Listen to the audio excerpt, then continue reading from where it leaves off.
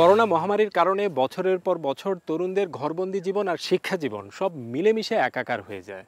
তারপর যখন একটু সুযোগ পাওয়া গেল ঘুরে দাঁড়ানোর, ঠিক তখনই সারা বিশ্বে যুদ্ধের কারণে এমন এক সংকট শুরু হয়েছে যে সংকটের তীব্র প্রভাব বাংলাদেশেও চলে এসেছে। তাহলে কি তরুণরা কোনোভাবেই ঘুরে দাঁড়ানোর কোনো সুযোগ পাবে না?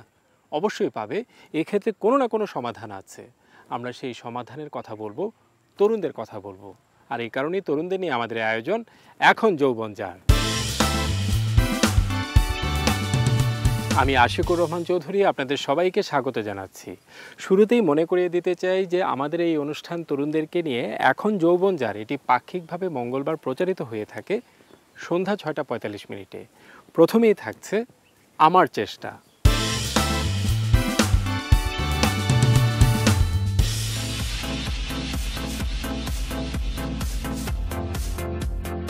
বাংলাদেশের পতাকা হাতে ওই স্টেজে দাঁড়ানো অ্যান্ড গোল্ড মেডেল নাও, এই ফিলিংসটা আসলে বলে বোঝানো পসিবল না। একটু ভেবে দেখুন যে একজন কৃষকের পাশে তার বন্ধু হয়ে একটি রোবট কাজ করে যাচ্ছে। ফসলের মাঠে সে মাটি নেড়াচ্ছে, বীজ বপন করছে, এমনকি কীটনাশক ছিটাচ্ছে। এও কি সম্ভব? উন্নত বিশ্বে এরকম অনেক কিছুই আমরা হতে দেখি, তবে না, এটা বাংলাদেশেই হয়েছে। বাংলাদেশের কয়েকজন মেধাবী তরুণ কৃষকের বন্ধু হিসাবে এমন একটি রোবট নিয়ে এসেছেন যা কিনা আন্তর্জাতিক পর্যায়ে সেরা হিসাবে পুরস্কৃত হয়েছে।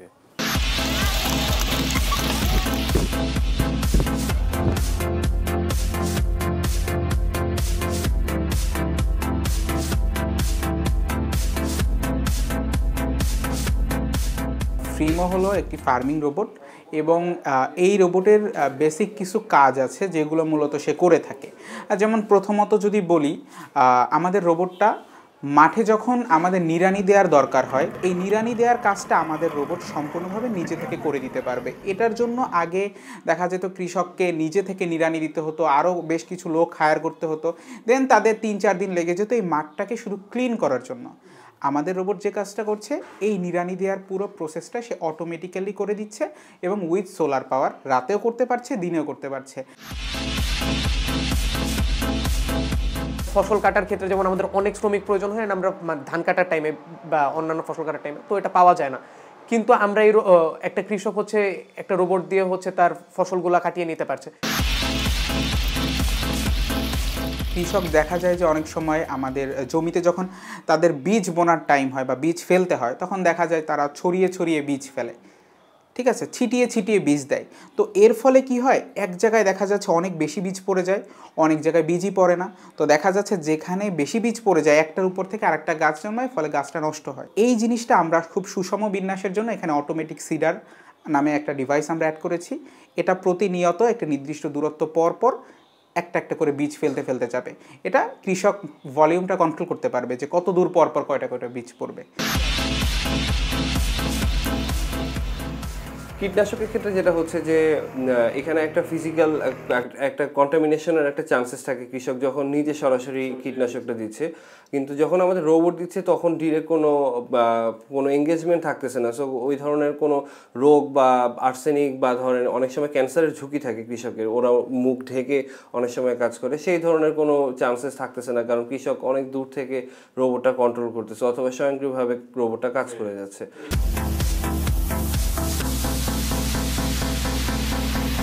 One of the most important features is হচ্ছে এখানে অনেক সেন্সর ব্যবহার করা হয়েছে, টেম্পারেচার সেন্সর, পিএইচ সেন্সর এবং হচ্ছে আপনার লাইট সেন্সর। এগুলো দ্বারা হচ্ছে কৃষক আপনার এলসিডি স্ক্রিনের মাধ্যমে রিয়েল টাইম ডেটা পাচ্ছে এবং কৃষক যদি এক্ষেত্রে যদি আপনার হচ্ছে পড়ালেখা বা এইসব যদি অক্ষর জ্ঞান যদি কম থাকে, তাহলে সেক্ষেত্রে কোনো সমস্যা হওয়ার কথা না, কারণ হচ্ছে আপনার লাইট ব্লিঙ্কিংয়ের মাধ্যমেও কৃষক সেই তথ্যগুলো পেয়ে যেতে পারে। কিরকম তথ্য সেটা? যেমন হচ্ছে মাটির পিএইচ, তারপর হচ্ছে টেম্পারেচার কতটুকু, তারপর মাটির ময়েশ্চার কন্টেন্ট কতটুকু, এগুলো আর কি, যেগুলো হচ্ছে আপনার কৃষক মাটি পরীক্ষা করে ভূমি অফিসে যেতে হয়, তারপর 7-8 দিন পরে হচ্ছে সে ফলাফলগুলো তাকে পেতে হয় আর কি। বাট রিয়েল টাইম ডেটা শোয়িংয়ের কারণে হচ্ছে কৃষক মানে ইনস্ট্যান্ট সেই ডেটাগুলো পেয়ে যাচ্ছে আর কি।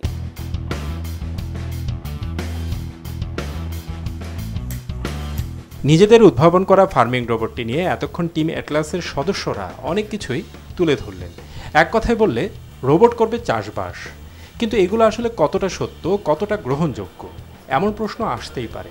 এইসব প্রশ্নের জবাব পাওয়া গেল সম্প্রতি ইন্দোনেশিয়ার বালিতে অনুষ্ঠিত international science and invention fair থেকে। ওই ফেয়ারের প্রযুক্তি ক্যাটাগরিতে সেরা পুরস্কার জিতে নিয়েছে টিম অ্যাটলাসের ফার্মিং রোবটটি। সারা বিশ্বের 32টি দেশের 560টি দল এতে অংশ নেয়। সেখানে চরম প্রতিদ্বন্দ্বিতা করে স্বর্ণপদক জিততে হয় টিম অ্যাটলাসকে। যখন আমাদের অ্যাওয়ার্ডটা দেওয়া হয় তখন আর কি আমরা অনেক টেনশনে ছিলাম যে এখন কি হবে, কারণ ব্রোঞ্জ সিলভার তো চলে গেছে, ইদার বেস্ট না হলে তো নাই। তো আমরা ওইটা নিয়ে ভাবছিলাম। পরে যখন গোল্ড পেলাম, আসলে বাংলাদেশের পতাকা হাতে ওই স্টেজে দাঁড়ানো অ্যান্ড গোল্ড মেডেল নাও, এই ফিলিংসটা আসলে বলে বোঝানো পসিবল না। জি, এটা আসলে বলে সম্ভবই না।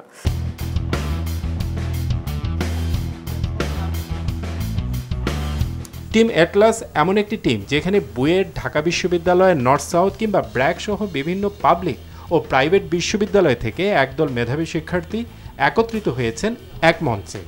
একত্রিত হয়েছেন নতুন নতুন রোবট উদ্ভাবনের নেশায়। তারাই দেশের জন্য স্বীকৃতি এনে দিলেন কৃষকের জন্য তৈরি করা ফার্মিং রোবটটি দিয়ে।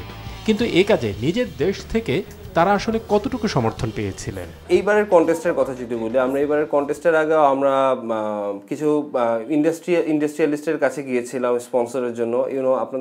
আমরা যখন একটা কন্টেস্টে যে এখানে প্রচুর খরচ থাকে, একটা রোবট বানাইতেও অনেক খরচ হয়, আর বানানোর আগে আসলে অনেক রিসার্চ অ্যান্ড ডেভেলপমেন্ট করতে হয়, ওইখানেও আমাদের অনেক খরচ হয়ে যায়। তো দেখা যায় যে এই খরচগুলো আমরা তো সবাই মোরলেস, আমরা তো স্টুডেন্ট, তো আমাদের জন্য এটা খুবই কষ্ট হয়ে যায়।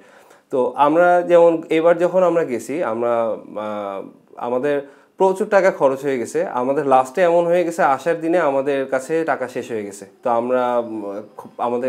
আমরা একটা প্লেনে আমরা একটা পানি কিনছিলাম 350 ml, এই পানিটা আমরা 7 জন ভাগ করে খাইছি। তো এত খারাপ অবস্থা হয়ে গেছে যে আমাদের কাছে আর টাকা নেই। আমরা মালয়েশিয়ান এয়ারপোর্ট পর্যন্ত ওয়েট করতেছিলাম ওইখানে ফ্রি পানি খাবো এই জন্য।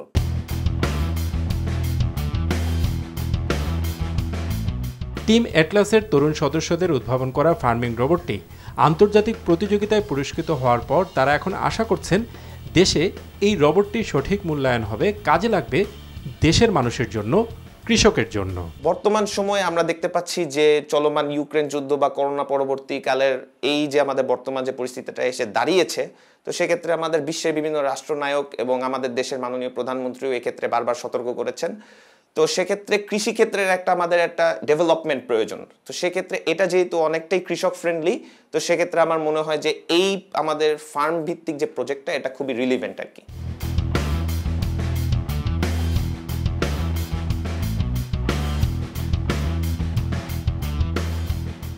করোনা মহামারী এবং যুদ্ধের এই পরিস্থিতিতে সারা বিশ্বে খাদ্য সংকট শুরু হয়ে গেছে। বলা হচ্ছে যে বাংলাদেশও এটা থেকে আশঙ্কামুক্ত নয়, এবং আমরা বাজারে গিয়ে দেখতে পাচ্ছি যে প্রতিনিয়ত খাদ্যপণ্যের দাম বেড়ে চলেছে। এই অবস্থায় আমরা ফসলের মাঠে বিশ্ববিদ্যালয় পড়ুয়া শিক্ষিত কয়েকজন তরুণকে খুঁজে পেলাম। তারা আধুনিক কৃষি নিয়ে বিভিন্ন পর্যায়ে প্রশিক্ষণ নিচ্ছেন, আর এটাকেই বলে বিচক্ষণতা। তরুণরা ঠিকই সময়কে ধরতে পারেন বলেই ওই তরুণরা মনে করছেন যে আগামী দিনে কঠিন এই সময়ে নিজেকে প্রতিষ্ঠিত করার জন্য কৃষি হতে পারে ভালো একটি সুযোগ।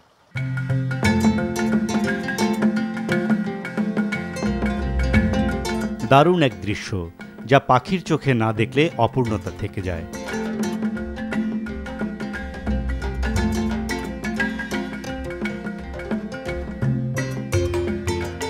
সবাই একরকম টি শার্ট পরে নেমে পড়েছেন ফসলের মাঠে। সেই মাঠেই চলছে প্রশিক্ষণ। এটা এমন এক প্রশিক্ষণ যা কেবল শিক্ষিত তরুণরাই অংশ নিতে পারেন, কারণ এখানে দেখানো হচ্ছে প্রযুক্তি নির্ভর আধুনিক কৃষি আর গতানুগতিক কৃষি, এই দুটি সম্ভাবনার মধ্যে কতটা পার্থক্য তৈরি হয়েছে।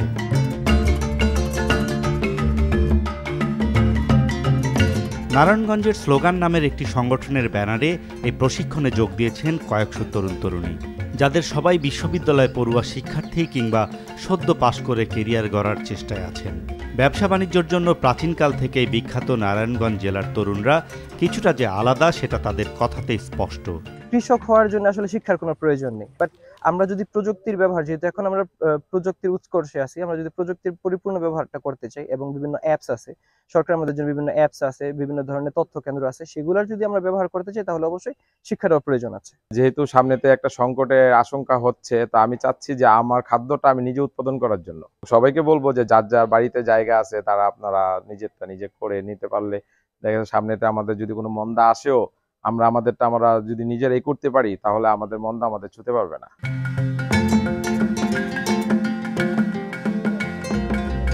যখন দেশ বিদেশে খাদ্য সংকটের আভাস পাওয়া গেল তখনই নারায়ণগঞ্জের শত শত শিক্ষিত ছেলে মেয়ে ছুটে এসেছেন কৃষি বিষয়ক এমন প্রশিক্ষণ নিতে। প্রশিক্ষণের সাথে যুক্ত কৃষি কর্মকর্তারাও আশাবাদী এটা ভেবে যে বর্তমান বিশ্বে কৃষিতেই যে সম্ভাবনা লুকিয়ে আছে এটা ঠিকই সবার আগে আঁচ করতে পেরেছেন নারায়ণগঞ্জের শিক্ষিত তরুণরা। বর্তমানে শিক্ষিত তরুণরা কৃষিতে এগিয়ে আসার ফলে আমাদের কৃষিতে উত্তরোত্তর উন্নতি হচ্ছে এবং কৃষিতে এই শিক্ষিত তরুণরা এগিয়ে আসার ফলে তারা বিভিন্ন ইন্টারনেটের মাধ্যমেও বিভিন্ন অ্যাপস ব্যবহার করে নানা কৃষি বিষয়ক পরামর্শ এবং সমাধান পায়, যার ফলে আমাদের কৃষিটা একটা বিপ্লব সাধিত হচ্ছে এবং কৃষিতে আরও শিক্ষিত তরুণদের এগিয়ে আসা উচিত।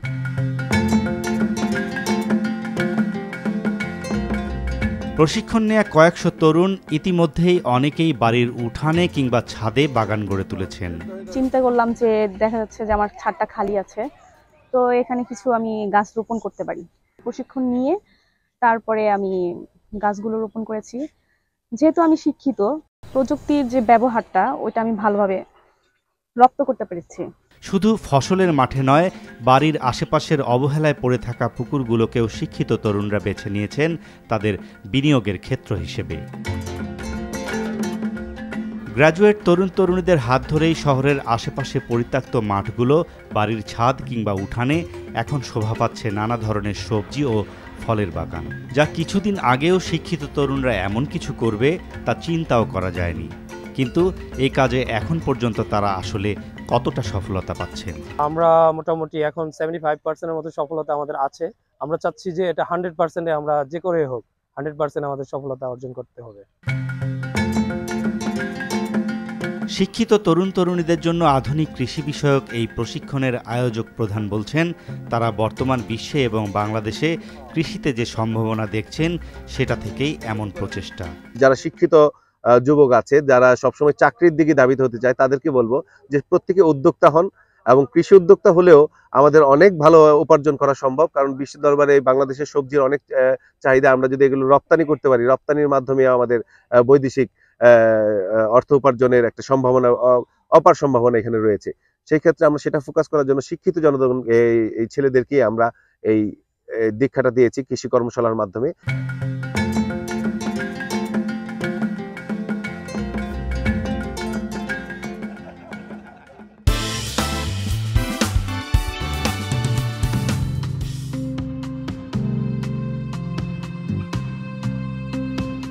এখনো মানুষ মনে করে যে বিনের শব্দ শুনে সাপ চলে আসে বা একটা রেস্কিউ করতে হলে ওখানে বিন লাগবে। আমরা আপনাদেরকে বিশ্ববিদ্যালয় পড়ুয়া এমন এক তরুণীর সাথে পরিচিত করব, যিনি কোথাও সাপ ধরা পড়েছে শোনা মাত্র সেই সাপটিকে উদ্ধার করতে ছুটে যান। তিনি সাপের কুসংস্কারের বিরুদ্ধে কাজ করে যাচ্ছেন। আবার আমরা আপনাদেরকে এমন এক যুবককে দেখাবো, যিনি সাপের ওই কুসংস্কারকে পুঁজি করে ব্যবসা করেন, সাপে কামড় খাওয়া রোগীদেরকে চিকিৎসা দেন। কিন্তু তিনি যখন সাপের কামড় খেলেন তখন ঠিকই প্রাণ বাঁচাতে হাসপাতালে ছুটে যান। এই দুটি ঘটনার মধ্য দিয়ে আমরা আপনাদেরকে কিছু গুরুত্বপূর্ণ বার্তা পৌঁছে দিতে চাই।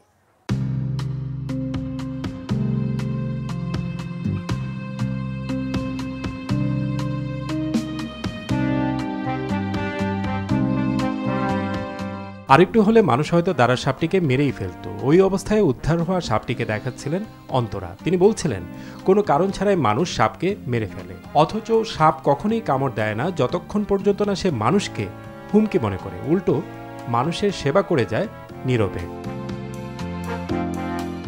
দেখুন, ও এতটা রিল্যাক্স যে ও থ্রেট ফিল করছে না দেখে ও কিন্তু আমাকে বাইট করতে চাচ্ছে না। আর এটা দারাস সাপ, সম্পূর্ণ নির্বিষ। দারাসকে আসলে কৃষকের বন্ধু বলা হয়। দারাস যেহেতু প্রকৃতিতে থাকে এবং ন্যাচারালভাবে হচ্ছে ইঁদুর খেয়ে থাকে, ইঁদুর খেয়ে কৃষকের ফসলের ক্ষতিটা, লোকসানটা কমায়, তাই দারাস হচ্ছে কৃষকের বন্ধু। দারাসের ব্যাপারে মানুষের আরেকটা ভুল ধারণা হচ্ছে দারাসের লেজে কাটা থাকে। তো ও কিন্তু আমার গায়ে পেঁচিয়ে আছে লেজ দিয়ে, ওর লেজে কোনো কাটা নেই। এরকম নানা কুসংস্কার, হ্যাঁ, নানা কুসংস্কারের কারণে দারাসও মানুষ মেলে ফেলে। মানুষ যদি জানতো যে কী করলে আমার বাসায় সাপ আসবে না, যেমন আমরা সবসময় অ্যাওয়ারনেসে সাজেশন দিই বাসার আশেপাশের ঝোপঝাড়গুলো পরিষ্কার করে রাখা, বাসার আশেপাশে ভাত না ফেলা, অন্য কিছু না ফেলা, কারণ ভাত পড়লে আপনার ভাত খেতে ইঁদুর আসবে, যেখানে রেগুলার ইঁদুর আসে সেখানে সাপ আসবেই। ঝোপঝাপ থাকলে সেখানে সাপ বাসা করবে এবং বাসা চলে আসা খুব স্বাভাবিক।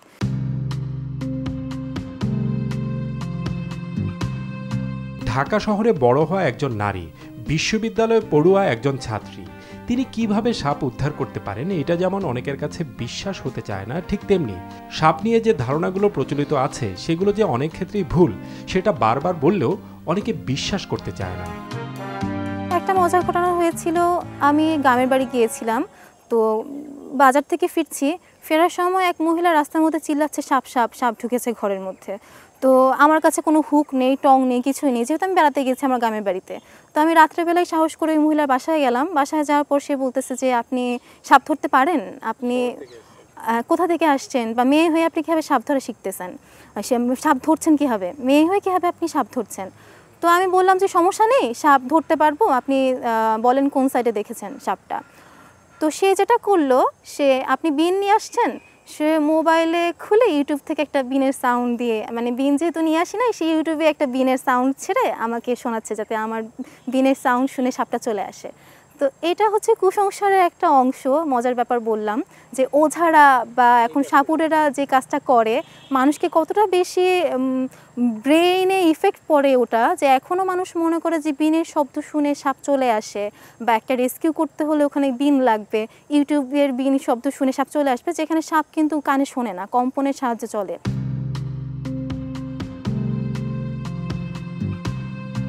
সাপ নিয়ে এই যে মানুষের কুসংস্কার, এটার বিরুদ্ধে কাজ করে যাচ্ছেন অন্তরা। আবার এই কুসংস্কারকে পুঁজি করে ব্যবসা করছেন এক শ্রেণীর মানুষ।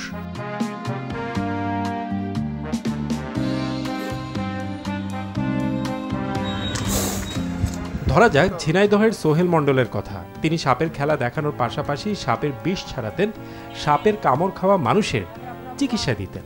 কিন্তু এই সোহেল মণ্ডল যখন সাপের কামড় খেয়ে প্রাণ বাঁচাতে হাসপাতালে ভর্তি হলেন, তখন বিষয়টি এলাকায় ছড়িয়ে পড়ে, রীতিমতো চাঞ্চল্য তৈরি করে। সাপের কামড় খেলে তিনি যে চিকিৎসা দিতেন তার ব্যাখ্যা এবার তিনি কি দিতে পারেন? সাপে কাটার রোগীদের ট্রিটমেন্ট আগে দিতাম, এখন আর দিই না। তার কারণ আমার এসপি সাহেব ডেকে বলল যে সোহেল ভাই, সাপের এখন ওষুধ তৈরি হয়েছে, আপনারা কেউ এই কাজটা করবেন না।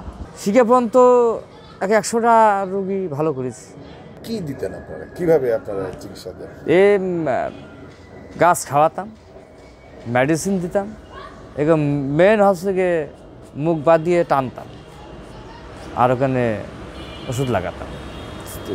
মানে আমরা যেটা শুনি যে ব্লেডটা কাটিয়ে রক্ত ব্লাড বের করে দিতাম। মন্ত্র দিয়ে আপনারা বিষ? না, মন্ত্রে বিষ লাগে না।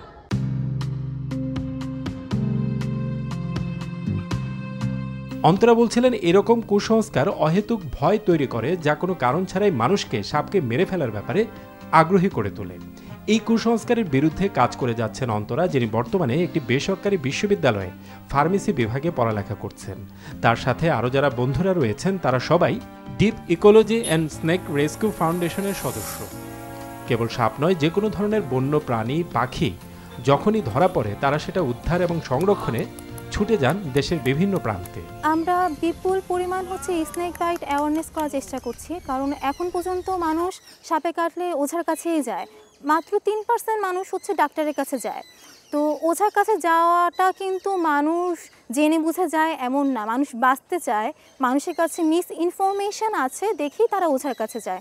মানুষকে যদি ইনফরমেশনটা দেওয়া যায় যে সাপে কাটলে তোমরা ওঝার কাছে যাবা না, ডক্টরের কাছে যাবা, সদর হাসপাতালে যাবা, তাহলে কিন্তু মানুষ ওঝার কাছে গিয়ে এই এত কেস হয় না, মানে এত মৃত্যুর হার হয় না।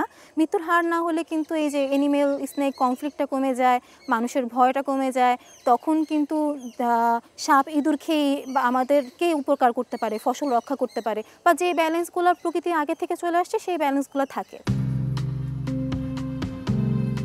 অন্তরা ও তার বন্ধুরা একটা বার্তাই মানুষের কাছে পৌঁছে দিতে চান। তারা বলতে চান, প্রতিটি প্রাণী প্রাকৃতিকভাবে টিকে থাকার অধিকার রাখে, আর সেই অধিকার নিশ্চিত করা না গেলে জীববৈচিত্র্য রক্ষা করা সম্ভব নয়। জীববৈচিত্র্য না থাকলে সবার আগে ক্ষতিগ্রস্ত হয় মানুষ ও তার সভ্যতা।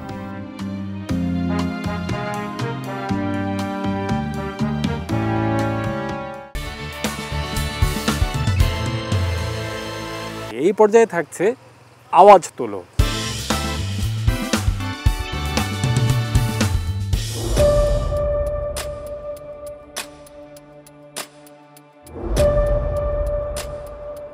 ঢাকা শহরের যে 500টি বাচ্চার আমরা রক্তে সীসার পরীক্ষা করেছি, প্রত্যেকটি বাচ্চার রক্তে সীসার উপস্থিতি পাওয়া গেছে।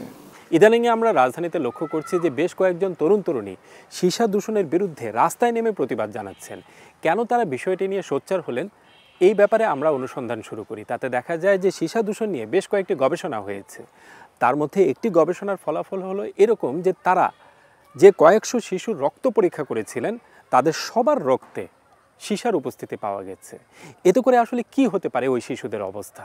অনেক কিছুই হতে পারে। তার মধ্যে একটি প্রভাব হলো এরকম যে ওই শিশুদের মেধার বিকাশ মারাত্মকভাবে ক্ষতিগ্রস্ত হতে পারে। যে মেধাবী তরুণদেরকে নিয়ে আমরা এতটা স্বপ্ন দেখছি দেশকে এগিয়ে নেওয়ার, সেই মেধাবী তরুণদের মেধা শুরুতেই যদি এভাবে ধ্বংস হয়ে যায় তাহলে কি করে আমাদের স্বপ্ন পূরণ হবে?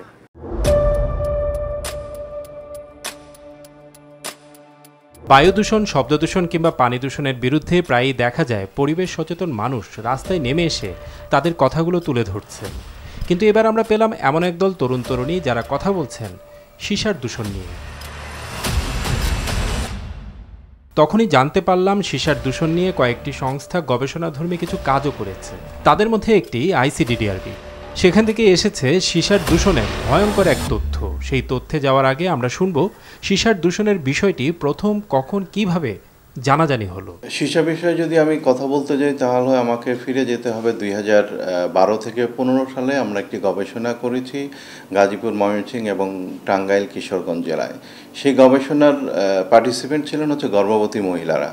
তো সেই গর্ভবতী মহিলাদের কিছু সংখ্যক মহিলাদের আমরা হচ্ছে যে রক্ত সংগ্রহ করি এবং সেখানে আমরা সীসার মাত্রাটা দেখি। সেখানে আমরা দেখি যে হচ্ছে 31% মহিলার রক্তে সীসার উপস্থিতি সাধারণ যে রেফারেন্স ভ্যালু তার চেয়ে অনেক বেশি।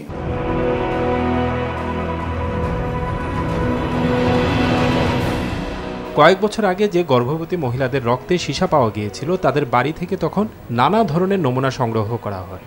তাতে হলুদের মধ্যেই পাওয়া যায় সীসার ভয়ঙ্কর উপস্থিতি।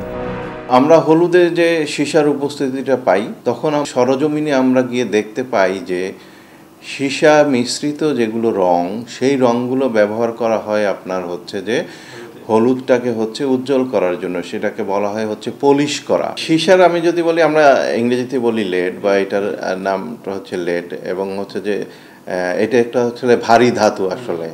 এবং ভারী ধাতুটা এটা আমরা বলি যে হচ্ছে যে এটা একটা বিষ বা হচ্ছে নিউরোটক্সিন বলা হয়। যেই কাজটি করে এটি হচ্ছে যে ব্রেন ডেভেলপমেন্ট বা হচ্ছে যদি বলি যে শিশুর যে আসলে ডেভেলপমেন্ট যেইভাবে হওয়ার কথা সেই জায়গাটা হচ্ছে সীসা হতে দেয় না। তার মানে হচ্ছে যে বাচ্চার যে আমরা বলি যে তার যে বুদ্ধি হওয়ার কথা, তার যে হচ্ছে যে বিকাশ হওয়ার কথা, সেই জায়গাগুলোতে হচ্ছে যে এটা বাধা দেয়। এবং ফলে হয় কি, গবেষণায় বলে যে এটা আসলে ইরিভার্সেবল। তার মানে হচ্ছে যে যে ক্ষতিটা হয়, ক্ষতিটা আসলে আবার আপনি অন্য কোনোভাবে এটাকে আসলে চিকিৎসা করেও আগের অবস্থায় নিতে পারবেন না।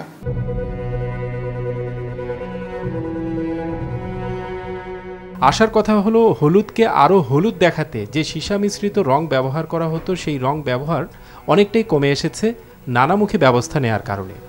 এখন তাহলে পরিস্থিতি কি সেটা বোঝার জন্য আইসিডিডিআরবি থেকে আবারও রক্ত পরীক্ষার উদ্যোগ নেওয়া হয়। এক্ষেত্রে রাজধানীতে 2 থেকে 4 বছরের কয়েকশো শিশুর রক্ত পরীক্ষা করা হয়, দেখা হয় তাদের রক্তে সীসার উপস্থিতি আছে কি নেই। প্রাথমিক যে আমাদের যে ফলাফল সেটিতে আমরা পাই যে ঢাকা শহরের যে 500টি বাচ্চার আমরা রক্তে সীসার পরীক্ষা করেছি, প্রত্যেকটি বাচ্চার রক্তে সীসার উপস্থিতি পাওয়া গেছে।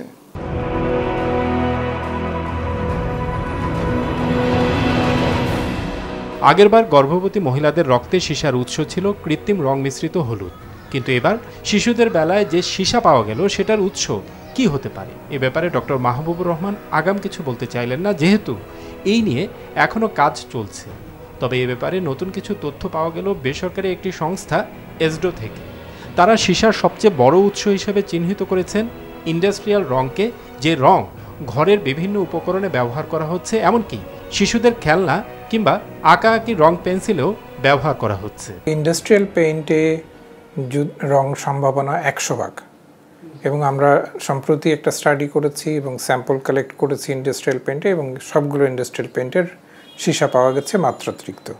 ইন্ডাস্ট্রিয়াল পেইন্ট আর কোথায় কোথায় ব্যবহার হয়? ইন্ডাস্ট্রিয়াল পেইন্ট ঘরে ব্যবহার করা হয়, মানে বিশেষ করে গ্রিলে ব্যবহার করা হয়, তারপরে হচ্ছে আসবাবপত্রে ব্যবহার করা হয় ডেকোরেশনের ক্ষেত্রে, তারপরে ইন্ডাস্ট্রিয়াল পেইন্ট আপনার ধরেন যে অটোমোবাইলস, গাড়ি, তারপরে বিভিন্ন ধরনের খেলনা যে আমরা বাজার থেকে পাই, সেটা প্লাস্টিকের হোক বা মেটালে হোক, সেখানেও কিন্তু ইন্ডাস্ট্রিয়াল পেইন্টটাই ব্যবহার করা হচ্ছে। এমন পরিস্থিতিতে তরুণরা রাস্তায় নেমে এসেছে সীসা দূষণের বিরুদ্ধে আওয়াজ তুলতে, যাদের অনেকেই আবার যুক্ত এসডো থেকে পরিচালিত সীসা বিষয়ক ওই গবেষণাটির সাথে। আমরা যখন রঙের সীসা নিয়ে কাজ করেছি, বিভিন্ন ধরনের গবেষণা করেছি, তখন কিন্তু আমরা দেখেছি যে একটা ভালো দিক যেটা ছিল যে ডেকোরেটিভ পেইন্টে বা বাসায় আমরা যে ধরনের রং ব্যবহার করি, সেখানে কিন্তু যেহেতু আমাদের অলরেডি একটা আইন আছে, তো সেই ক্ষেত্রে সীসার পরিমাণ কমছে। কিন্তু ইন্ডাস্ট্রিয়াল পেইন্ট বা বাচ্চাদের খেলনাতে যেই ধরনের রং ব্যবহার করা হয়, এটার জন্য স্পেসিফিক কোনো আইন বা নিয়ম আমাদের দেশে এখনও নেই। তো এটার জন্য এই ধরনের পেইন্টে যেটা সহনশীল মাত্রা সীসার, তার থেকে অনেক বেশি পরিমাণে লেড আমরা পেয়েছি বা সীসা আমরা পেয়েছি। তো এখানে আরেকটা জিনিস যেটা আরেকটু মানে ভীতিকর ছিল, অনেক ক্ষেত্রে পেইন্টের গায়ে আমরা এরকম দেখেছি যে এটা হচ্ছে লেড সেফ বা লেড ফ্রি, কিন্তু সেটার মধ্যেও পারমিসেবল লেভেলের অনেক বেশি সীসা আমরা পেয়েছি। সেটা কি খেলনার রঙে? সেটা হচ্ছে ইন্ডাস্ট্রিয়াল পেইন্টে। সো ওই পেইন্টগুলাই তো মূলত খেলনাতে ইউজ করা হয় অনেক ক্ষেত্রে। যেহেতু আমরা হচ্ছে একটা স্টাডির মাধ্যমে জানতে পেরেছি যে বাচ্চারা বেশি আক্রান্ত হচ্ছে লেড পয়জনিংয়ের দ্বারা, তো বাচ্চা বয়সেই যখন একটা শিশু হচ্ছে আক্রান্ত হয়ে যাচ্ছে, আলটিমেটলি সে বয়স বাড়ার সাথে সাথে সে তো আক্রান্ত থেকেই যাচ্ছে, কারণ আমরা তো ওই ব্লাডটাকে হচ্ছে ট্রান্সফার বা ট্রান্সফিউশন করতে পারছি না, আমাদের বডিতেই তো ওই ব্লাডটা সার্কুলেট করছে। তো আমার মনে হয় যে অ্যাডাল্ট কিংবা হচ্ছে তার থেকে একটু বেশি বয়স্ক কারোর যদি আমরা ব্লাড স্যাম্পল কালেকশন করে সেটা যদি আমরা অ্যানালাইসিস করি, তাহলে আমার মনে হয় সেক্ষেত্রেও আমরা 100% স্যাম্পলেই লেডের উপস্থিতি পাবো।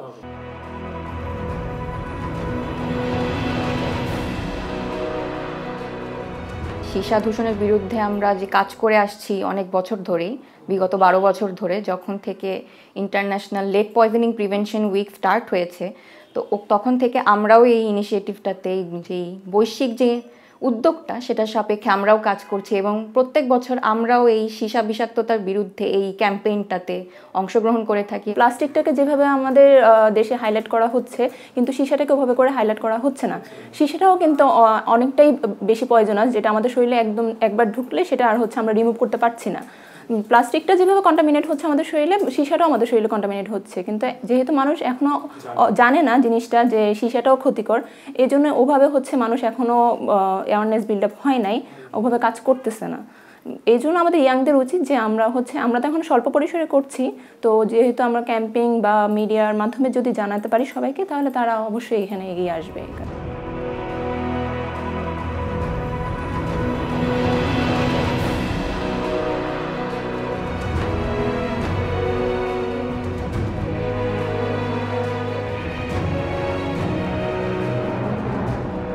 দর্শক, আমরা চলে এসেছি অনুষ্ঠানের শেষ পর্যায়ে। শেষ করার আগে তরুণদের উদ্দেশ্যে বলতে চাই, এটি আপনাদেরই অনুষ্ঠান, তাই আপনাদের বেশি বেশি মতামত আশা করছি। মতামত পাঠানোর ঠিকানা এখন যৌবন যার, এই 3টি শব্দের সংক্ষিপ্ত রূপ ejj@ntbbt.com। আমাদের এই অনুষ্ঠানটি দেখতে পাবেন আমাদের অফিসিয়াল ওয়েবসাইটে www.ntbbt.com। আবার আমাদের এই অনুষ্ঠানটি দেখতে পাবেন আমাদের অফিসিয়াল ইউটিউব কিংবা ভেরিফাইড ফেসবুক পেজে। দর্শক, আজ এই পর্যন্তই।